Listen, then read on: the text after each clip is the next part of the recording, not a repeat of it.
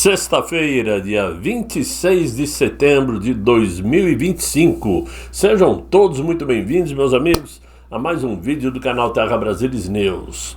Estamos de volta, tentando aí esclarecer de tudo um pouco, conversar sobre muitas coisas, muitas matérias, que eu vou procurar reduzir em um único vídeo, porque são assuntos interessantes. E muito embora vocês já saibam de algumas coisas, vamos tocar nesses assuntos juntos, né? Primeiro eu quero dizer que agora há pouco, o tal presidente da Câmara, o Hugo Motta, disse aí em um evento sobre segurança pública que o Inácio, né, está caminhando para a sua quarta eleição. Muito bem. Ele falou, já passou por 3, está caminhando para a quarta, porque ele já está pensando em eleição. Grande novidade, né? Mas ele completou assim: nós temos pela primeira vez um presidente da República 3 vezes eleito desde a redemocratização do país, já caminhando para a sua quarta e esperada eleição, já em um processo. Ok, esse tipo de discurso no momento onde também saiu nos jornais que o Inácio despejou 3 bilhões em emendas parlamentares entre o dia 22 e 24 agora, justamente para que seja aprovada o projeto de lei que isenta o brasileiro que ganha até R$5.000 do imposto de renda, é no mínimo cômico. Ou seja, elogiou porque o cascalho entrou. A grana entrou, então vamos elogiar, porque se não entrasse o dinheiro, não estaria falando nada. E nós sabemos que esta forma de governo é o modus operandi da esquerda, é o modus operandi do PT, porque não fosse as emendas parlamentares, me desculpem, nenhum projeto de lei lá do Palácio do Planalto passaria. Essa que é a grande verdade. Mas, como saiu agora há pouco, eu achei importante trazer a vocês. Mas o que de fato interessa é que corre nos bastidores do Supremo Tribunal, principalmente, e também noticiado pelo site Metrópolis, que independentemente do que venha pela frente com relação a esse projeto de anistia, ou dosimetria, ou nada, é que, no caso de se ver confirmada a condenação de Jair Messias Bolsonaro, ao invés dele ocupar uma cela na Papuda, como é o sonho do ministro sancionado e também do Inácio, a alternativa que ganha força mesmo entre alguns ministros do Supremo é a prisão domiciliar, acompanhada de estrutura médica que suporte emergências. Alguns ministros acreditam que não seria prudente submetê-lo a rigores prisionais que pudessem agravar sua saúde, mas nem tanto por uma questão humanitária, e sim por uma questão política, principalmente nesse momento em que o julgamento do nosso presidente está sob a mira do governo norte-americano. E disso todo mundo sabe. As consequências de um agravamento de saúde, caso ele seja submetido a esse tipo de prisão, como a Papuda, por exemplo, certamente agravaria também as relações políticas entre Brasil e Estados Unidos, e com grande possibilidade de sanções mais duras contra o judiciário brasileiro. Isto é claro. Antes de imaginarmos o que vai acontecer nesses próximos dias, o que vai ser resolvido com relação a essas pautas de anistia, nós temos que entender que eles já conseguiram condenar Jair Messias Bolsonaro. É onde muitos de nós entram naquela sanha de dizer que agora o que vier é lucro. Sim, o que vier é lucro, mas não é assim que nós devemos nos contentar. Porque o lucro que nós queremos é a anistia ampla, geral e irrestrita, não só para Jair Bolsonaro, como para todos os outros que ainda se encontram presos ou com tornozeleiras eletrônicas e fora do país também. Ora, talvez eles estejam aí mapeando a situação, percebendo que a tal da dosimetria vai minguar e que a anistia ampla, geral e restrita não agrada a eles, então já ficam tentando jogar esta ideia humanitária de proteger a saúde de Jair Bolsonaro, prometendo a ele, quem sabe, se todo mundo ficar quietinho, uma prisão domiciliar ao lado da Michelle para cuidar dele. É uma jogada malandra. Esse pessoal não tem sangue humanitário nas veias. O sangue deles é político, é financeiro, é poder. É nisso que eles pensam. Então, claro que nós da oposição não podemos abaixar a guarda, aceitar as coisas como estão indo, da maneira como estão indo, e parar de lutar, em hipótese alguma. Temos que continuar vigilantes nesta pauta que ainda está em pé de guerra, que é a anistia ampla, geral e irrestrita. E que, se depender somente do Davi Alcolumbre, não vai acontecer. O do Hugo Mota, ele é mais frouxo, digamos assim, né? Ele faz de conta, berra daqui, berra dali, mas ele não é muito de aguentar pressão, não. Davi Alcolumbre é cascudo, é macaco velho, malandro, picareta, sem vergonha. Já conhece o caminho das pedras, porque já esteve lá. Então, não podemos desistir e muito menos desanimar, ok? Mas, na última quinta-feira, um episódio inusitado, digamos assim, e simbólico também, atingiu o coração do clã Moraes. Né? Por quê? O site oficial do Barce de Moraes Sociedade de Advogados, escritório da esposa daquele ministro, foi banido da internet. Desapareceu, saiu do ar. A página que até então ainda estava sendo exibida na internet e mostrava o nome da família, informações institucionais e blá blá blá blá blá blá, foi tirada do ar após uma denúncia formal que qualquer cidadão brasileiro pode fazer nesse caso, mas foi uma denúncia encaminhada ao provedor de hospedagem do site. Para quem não sabe o que significa um provedor, né, de hospedagem, é uma rede que hospeda aí diversos sites ao redor do mundo e composto de uma capacidade de armazenamento de códigos, imagens, vídeos, bancos de dados, etc. e tal. Esses arquivos precisam ficar em um servidor conectado 24 horas por dia na internet, para que qualquer pessoa possa acessá-lo da onde quer que seja, em qualquer lugar do mundo, digitando o endereço de internet www blá blá blá blá blá blá. Muito bem. O responsável pelo alerta foi o vereador do Paraná, Rodrigo Marçal, que acionou a empresa Hostinger International, que é a empresa europeia com muita atuação dentro dos Estados Unidos. O vereador argumentou que, como a esposa do ministro também foi alvo da lei Magnitsky, a hospedagem não poderia manter seus servidores num site vinculado a alguém sancionado internacionalmente.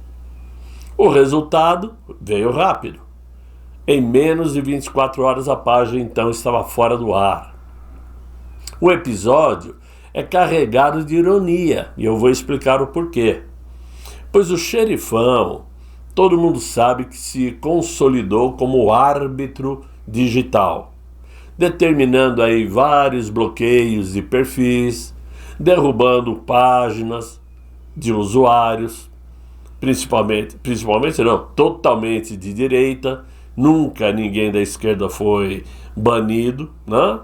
E sites que, segundo o xerifão, trazia somente desinformação.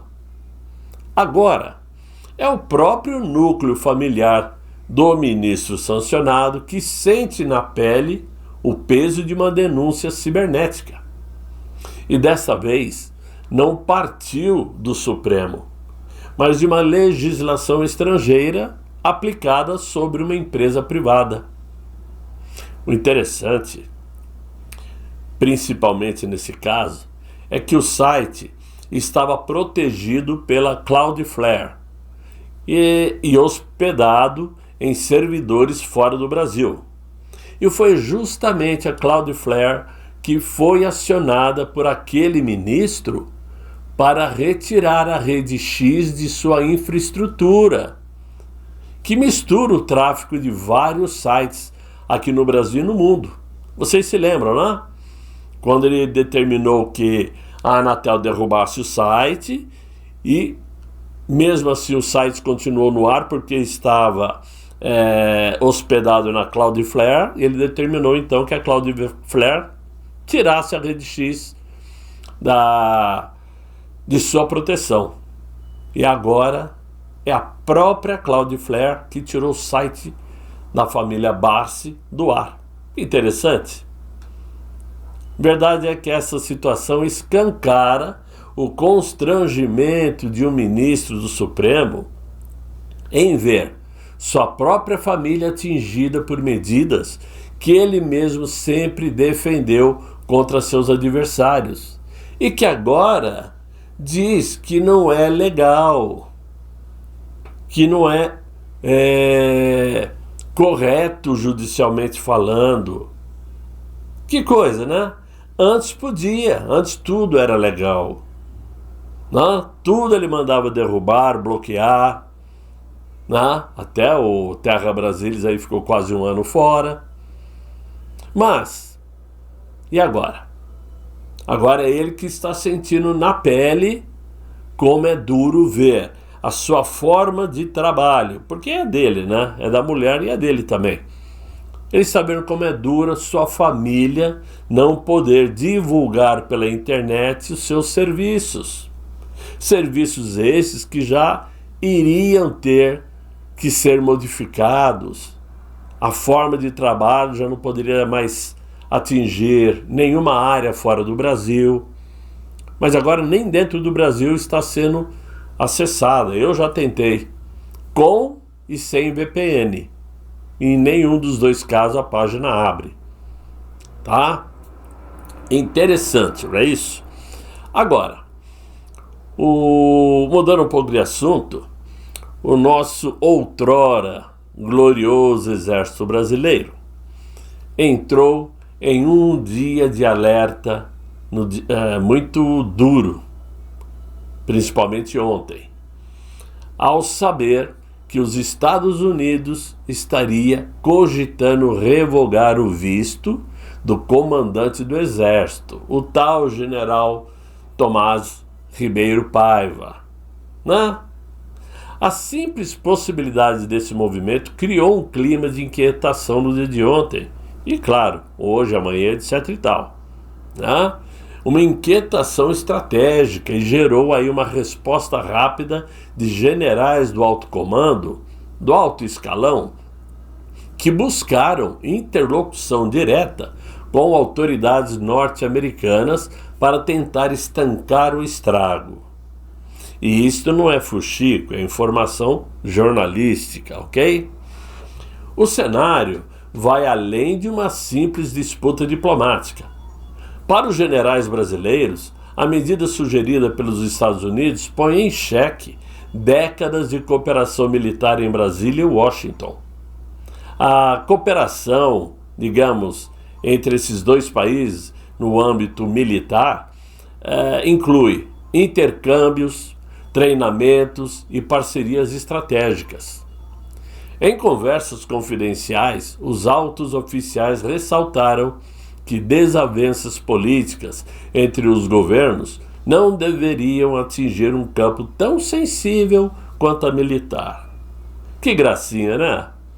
Por que não anda direito então? Por que não faz a coisa certa então? Porque, pelo que eu me lembre, as Forças Armadas é para defender a pátria, a nação, o Brasil, em casos extremos. Em casos onde o Brasil esteja sendo atacado por forças internacionais, em casos de desastres naturais ou de convulsão social séria, grave. E para defender os três poderes. Mas parece que desde que o atual governo se iniciou, o Exército Brasileiro só tem olhos para o Executivo e para o Judiciário.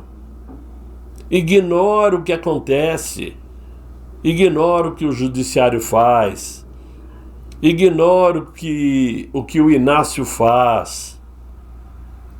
E quando eu falo que ignora o que eles fazem, é no sentido de que eles estão aplicando um governo ditatorial no Brasil. E as Forças Armadas sabem, e o Exército principalmente sabe.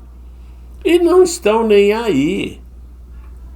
Eles sabem o que fizeram naquele dia 9 de janeiro, porque no dia 8 o povo ainda estava em frente ao QG do Exército, e no dia 9 praticaram aquela traição contra a população brasileira.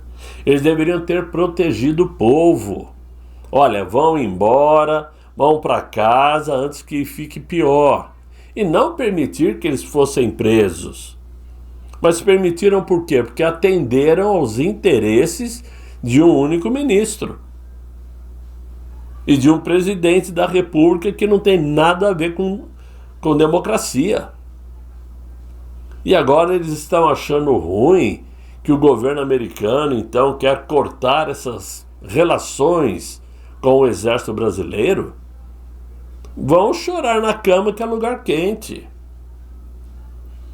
A verdade é que a proposta de revogação do visto do comandante do Exército seria parte de um novo pacote de sanções que estão sendo estudados aí pelos Estados Unidos.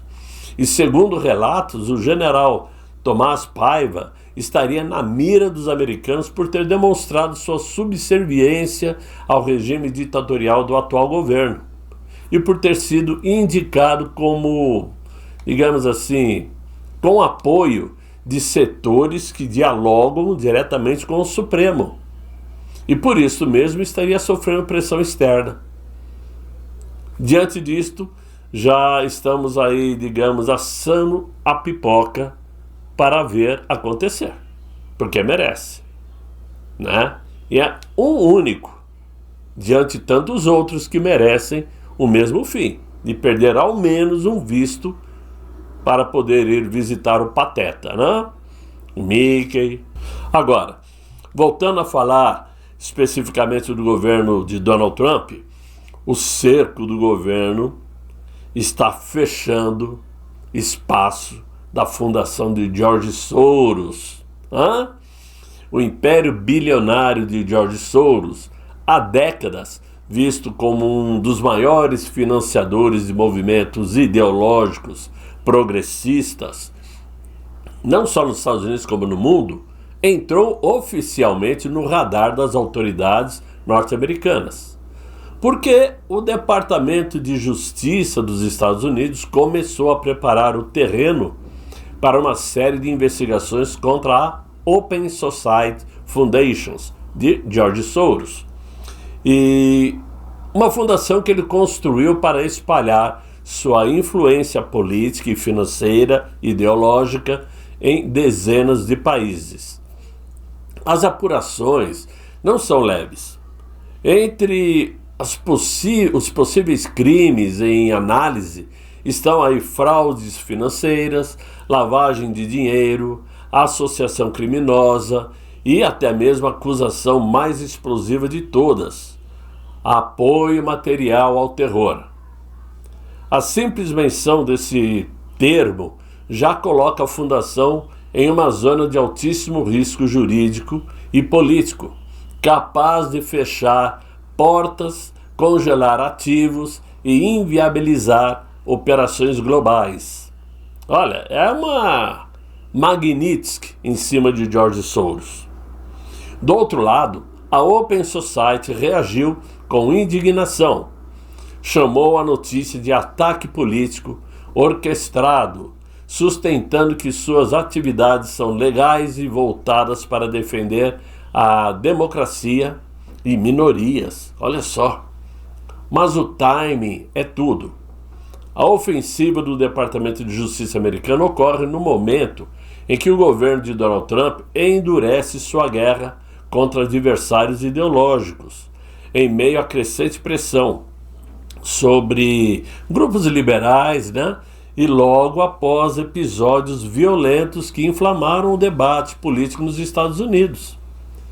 Inclusive, na semana que passou, Donald Trump determinou que o grupo Antifas se transformou em grupo de terror, um grupo também que já foi ou ainda é financiado por George Soros. Não se trata apenas de investigar uma fundação.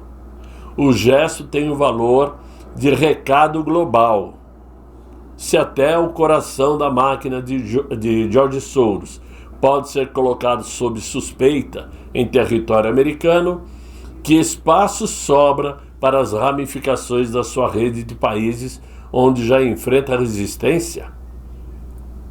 A rede de apoio ofertada pela Open Society atinge também o Brasil, para quem não sabe. No centro dessa rede está o Conectas Direitos Humanos, uma organização que se apresenta como guardiã das liberdades individuais, mas que na prática atua em sintonia com pautas da esquerda mais radical, contestando aí políticas de segurança pública, alinhando-se a narrativas contra a soberania nacional e servindo como porta-voz de agências internacionais no Brasil.